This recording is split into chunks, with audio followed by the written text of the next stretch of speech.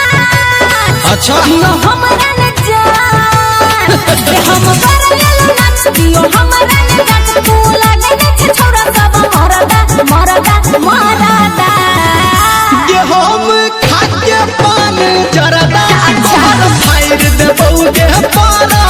हम खाके पान जरदा तोहर फायर देबौ आज पारा हम करले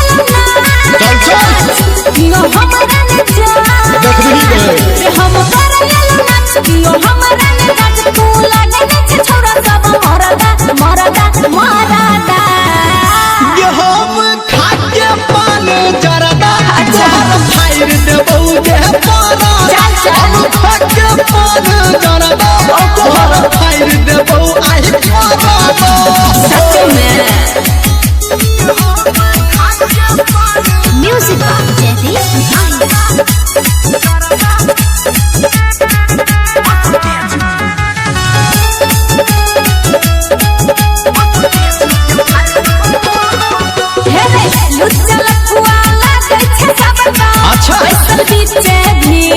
बढ़ चढ़ के बाद न छोड़ी बोला छियै अहीर के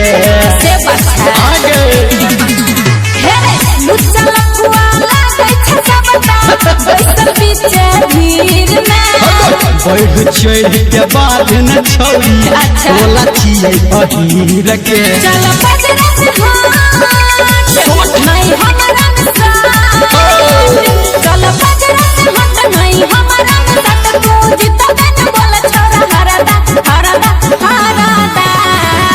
ये हम खाके पान जरदा तोहर फायर देबौ जे पारा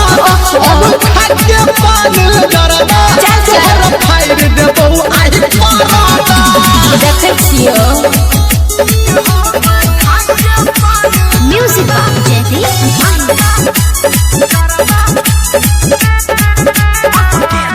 मां गायत्री रिकॉर्डिंग स्टूडियो